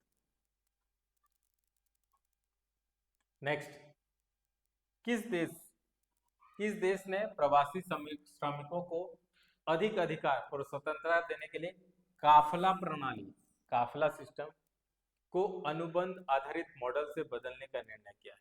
तो कॉन्ट्रैक्ट सिस्टम के बारे में, तो एक मॉडर्न स्लेवरी कहा जाता था। कभी क्या हुआ था, कतर में जब बना रहे थे, स्टेडियम बना रहे थे फीफा के लिए, बहुत सारे लोग का डेथ हो गया था, ठीक है ना, बहुत सारे अपने मजदूर थे, भारत पाकिस्तान ये सब कॉन्टिनेंट तो जाते हैं बांग्लादेश से। तो क्या है कि वहाँ पे कई जगह पे काफला सिस्टम चलता है। काफला सिस्टम में क्या होता है कि कोई तुम्हें लेके जाएगा, वही तुम्हारा रेख देख करेगा, वही तुम्हें पैसा वैसा देगा। तो एक तरह से बहुत सारा अनह्यूमन है ना, तुम्हारा खुद का अधिकार ही नहीं है, ठीक है ना, वो बोलेगा तभी आओगे, वो नहीं बोलेगा तो 6-6 महीना 1-1 साल वहां पे रहोगे। तो क्या हुआ कि हम भारत सरकार ने बात की और बहुत सारे जो गल्फ कंट्री से बोले कि भाई ये सिस्टम को हटाओ। तो अभी रिसेंटली कौन है, सऊदी अरब, सऊदी अरेबिया, सऊदी अरेबिया ने ये जो काफला सिस्टम को हटा के क्या बोला, कॉन्ट्रैक्ट सिस्टम किया है। कॉन्ट्रैक्ट सिस्टम के थ्रू एटलीस्ट तुम्हें तो पता तो रहेगा कितना दिन के लिए है, तुम्हारा रहन सहन कैसे रहेगा, कितना तुम्हारा को सिक्योरिटी मिलेगा। तो ये कौन सा, सऊदी अरबिया। और हम लोग का लगभग लगभग 20 से 30 लाख लोग रहते हैं गल्फ कंट्रीज में, तो हमारे लिए तो बहुत ही इंपॉर्टेंट है, हर एक नागरिक इंपॉर्टेंट है। नेक्स्ट, कुछ ही क्वेश्चन बचे हैं। ब्लैक बक, ठीक है, काले हिरण हमेशा न्यूज में रहता है, लेकिन मैं क्वेश्चन इसलिए रखा हूँ क्योंकि छत्तीसगढ़ से रिलेटेड है, इसलिए रखा हूँ कि काले हिरण के संबंध में गलत कथन क्या है। कौन सा कथन गलत है बताना है यहाँ पे, ठीक है, गलत है, अच्छे से पढ़ना है। पहला, छत्तीसगढ़ में कभी स्थानीय रूप से विलुप्त हो चुके काले हिरण को बार नवापारा वन्य जीव अभयारण्य में सफलतापूर्वक पुनर्स्थापित किया गया है। बिल्कुल, न्यूज इसीलिए ही था कि बारनवापारा में जो काले हिरण है उसको फिर से वहां पे पुनर्स्थापित किया गया। पहला आंसर सही है। दूसरा, यह वन जीव संरक्षण अधिनियम 1972 के अनुसूचित वन में सूचीबद्ध है। बिल्कुल सही, क्या कि जो वाइल्ड लाइफ प्रोटेक्शन एक्ट 1972 है उसमें बताया गया है कि कौन सा जीव को कितना प्रोटेक्शन देना है, तो उसके पहला सूची में है। बिल्कुल सही। तीसरा, काले हिरण की आयुसीएन स्थिति अत्यंत संकटग्रस्त है। ये गलत है, इतना अत्यंत संकटग्रस्त नहीं है ना, इतना नहीं है। तो ऑप्शन 3 गलत है, बाकी सब 1 और 2 सही है। तो यहाँ पे हम लोग को निकालना बताना था गलत क्या है, तो आंसर क्या हो जाएगा, ऑप्शन सी हो जाएगा। नेक्स्ट, एशियन कंट्री, ठीक है ना, दक्षिण पूर्व एशियाई राष्ट्रों के संगठन जिसको एशियन बोलते हैं, association of south east Asia का नवीनतम सदस्य क्या है। पहले एशियन में 10 सदस्य होते थे, जैसे कि स्टार्ट होगा हमारे पड़ोसी म्यांमार से स्टार्ट होता था, Cambodia, Thailand, Vietnam, Philippines, Malaysia, Indonesia, Singapore, Brunei, ठीक। तो अब ये और एक को जोड़ा गया है, उसका नाम क्या है, श्रीलंका नहीं हटाएगा, फिजी, फिजी तो भाई साउथ ईस्ट एशिया। अब आपके पास 2 आ गया, पापा न्यू भी आ जाता है वहां पे, इस मैप के आसपास ही है, और ईस्ट तैमूर आता है। तो ऐसे टाइम में आपको क्या करना है, 50% रिस्क लेना है। तो क्या हो सकता है इसमें, ईस्ट तैमूर, आंसर क्या हो जाएगा, ईस्ट तैमूर। लेकिन इट्स ओके, 50% पहुंच गए तो आपको रिस्क लेना है, तो ईस्ट तैमूर। तो आंसर क्या हो जाएगा, ऑप्शन बी हो जाएगा। नेक्स्ट है, ये हो गया है, देखो ये वाला भी न्यूज में बहुत ज्यादा था, ठीक है। हाल ही में चर्चा रहा अभ्यास त्रिशूल। अभ्यास त्रिशूल न्यूज में था, क्यों न्यूज में था, कि हम लोग ने एक real time battle ground testing किया था कि अगर सर क्रीक को हम लोग को कब जाना है या फिर सर क्रीक में कुछ हरकत अगर पाकिस्तान गलत करता है तो हमको कैसे करके रिस्पॉन्स करना है। सर क्रीक कहाँ पे है, गुजरात और यहाँ पे जो है, ठीक है ना, गुजरात और पाकिस्तान में यहाँ पे एक वाटर बॉडीज है जिसमें अभी भी डिस्प्यूट है उसका बॉर्डर का, ठीक है ना, सर क्रीक। तो वहाँ पे क्या है कि वहाँ पे हम लोग ने एक अभ्यास किया था जिसका अभ्यास त्रिशूल, मतलब एयरफोर्स नेवी और वो तीनों मिलके यहाँ पे कैसे करके वो करेंगे, कोऑर्डिनेशन करेंगे, उस चीज का एक अभ्यास किया था, जिसके कारण पाकिस्तान तिलमिला गया था, ये क्या कर रहा है, क्या भारत ऐसे करना चाहता है, वो मीडिया वाले सेंसेशनल भी क्रिएट कर दिए थे। अब ये बताना है कि ये जो अभ्यास जो स्टार्ट हुआ था कौन से कमान से हुआ था, पूर्वी कमान से, उत्तर कमान से, दक्षिण कमान से या पश्चिमी कमान से, कौन सा कमांड से, सेंटर से, क्योंकि हम लोग का अलग अलग कमांड सेंटर हम लोग ने बनाया है सीडीएससी आने के बाद, है ना। अभी नया लेटेस्ट जो कमान है अंडमान निकोबार में हम लोग ने बनाया है, तो ये कहाँ से, दक्षिण कमान से। और दक्षिण कमान का मुख्यालय कहाँ है, ये भी क्वेश्चन आ सकता है, कहाँ पे है दक्षिण कमान का मुख्यालय, ये है आपका पुणे में है, कहाँ पे है, पुणे में, ठीक है, ये एकदम इंपॉर्टेंट क्वेश्चन, ठीक। तो आंसर क्या हो जाएगा यहाँ पे, दक्षिण कमान पुणे हो जाएगा, ठीक। नेक्स्ट हम लोग देखते हैं, ये भी बहुत ज़्यादा इंपॉर्टेंट न्यूज़ है, ठीक है, ये क्वेश्चन शायद इस बार मेरे को हिसाब से पीएससी में आ सकता है, ठीक। हाल ही में एआई ब्राउजर लॉन्च के संबंध में निम्नलिखित में से कौन सा कथन सही है, या फिर किसी पीएससी में या फिर यूपीएससी में भी आ सकता है, ये अच्छा क्वेश्चन, क्योंकि ये डेफिनेशन को चेंज कर दिया। ब्राउजिंग हम लोग जानते हैं, क्रोम जानते हैं, मोजिला फायरफॉक्स जानते हैं, सफारी जानते हैं, तो अब क्या है कि उसका एआई वर्जन में स्टार्ट कर दिया है। तो ओपन एआई कंपनी सुनी होगी, सैम अल्टमैन का, जो चैट जीपीटी बनाया है, ने कॉमेट नामक एक एआई ब्राउजर लॉन्च किया है, कॉमेट नाम का, गलत, कॉमेट नाम का वो ब्राउजर नहीं लेके आया है।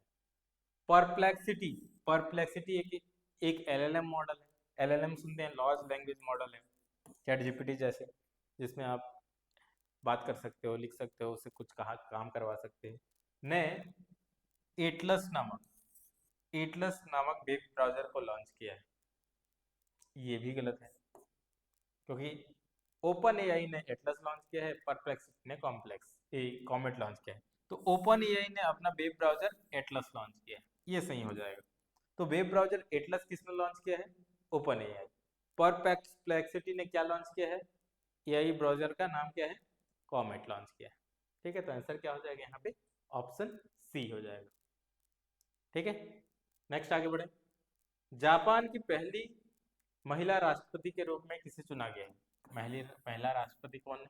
सॉरी, प्रधानमंत्री कौन है? Shinzo Abe. इनका तो डेथ हो गया, लेकिन बहुत अच्छा फ्रेंड थे भारत के। हम लोग ने भी सॉन्ग मनाया था उनके श्रद्धांजलि देने के लिए। भारत के बहुत अच्छे, मतलब अगर दुनिया में अगर कोई देश है जिसको हम लोग सच्चे मन से अगर फ्रेंड मान सकते हैं और ये वो कंट्री हमको मानते हैं, वो कौन है? जापान है। जापान जिस लेवल का इन्वेस्टमेंट हमारे ऊपर कर रहा है, कोई दूसरा नहीं कर रहा है। ठीक है, तो शिंजो आबे एक इम्पोर्टेंट पर्सनालिटी, जो हम लोग क्वाड बोल रहे हैं, 4 कंट्रीज सामने एक साथ आए, अमेरिका, भारत, ऑस्ट्रेलिया और जापान। तो उसमें सबसे बड़ा भूमिका शिंजो आबे प्राइम मिनिस्टर का था, जिसका हत्या कर दिया गया। फूमियो किशिदा उसके बाद बने थे। ठीक है, तो अभी जो बनी है उसका नाम क्या है? साने तकाइजी।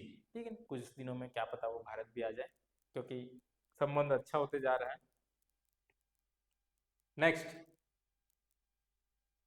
हाल ही में युद्ध विराम के बाद फिर से खोला गया चमन सीमा। ये चमन सीमा कौन है? ठीक है, एक जो चमन सीमा, जो चमन बॉर्डर है, ठीक है ना, किसी दो देश के बीच का बॉर्डर है, पर मार्ग किन दो देशों के बीच स्थित है? युद्ध विराम करके फिर से खोला गया है चमन सीमा। ये कौन कौन से देश के जो युद्ध विराम करने के बाद? भारत और पाकिस्तान का अभी युद्ध ऑपरेशन सिंदूर चल रहा है, कोई युद्ध विराम हुआ नहीं है, तो गलत हो जाएगा। अफगानिस्तान, पाकिस्तान और चीन दोनों तो भैया ऑल लेवर फ्रेंड हैं, क्या करेंगे, लड़ाई नहीं करेंगे। अब आपके पास दो बच जाता है, पाकिस्तान और अफगानिस्तान, और अफगानिस्तान और ईरान। तो क्या हो जाएगा इसमें? पाकिस्तान और अफगानिस्तान। ठीक है, दोनों लड़ाई किए थे बॉर्डर में, उसके बाद फिर से अमेरिका आ जाता है, फिर बचा लेता है पाकिस्तान को। ठीक है, नेक्स्ट आगे बढ़ते हैं। कश्मीर में ही, कश्मीर फिर से न्यूज में है। कब से न्यूज में है?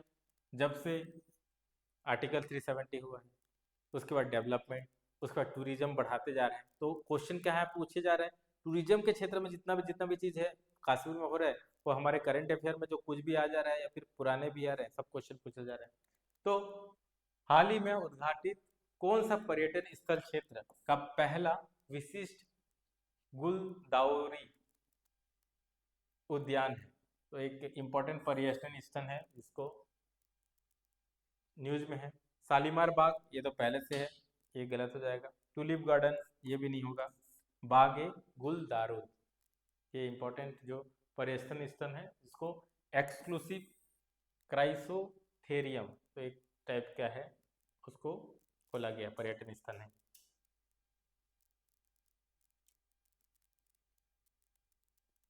इसी तरह से लगभग लगभग हम लोग ने क्या किया, कंप्लीट 75 से 80 क्वेश्चन ने कंप्लीट किया, जो कि हमारे अक्टूबर में बहुत ज़्यादा न्यूज़ में थी।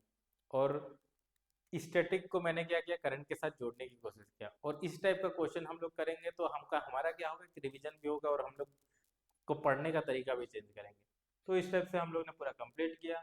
और ये जो 100 डेज हुआ, 100 ईयर हुआ है आरएसएस का, उसका भी एक कॉइन लॉन्च किया गया है। ये कुछ साल पहले कार्ल मार्क्स का जो 100 ईयर हुआ, उसको भी लॉन्च किया गया था।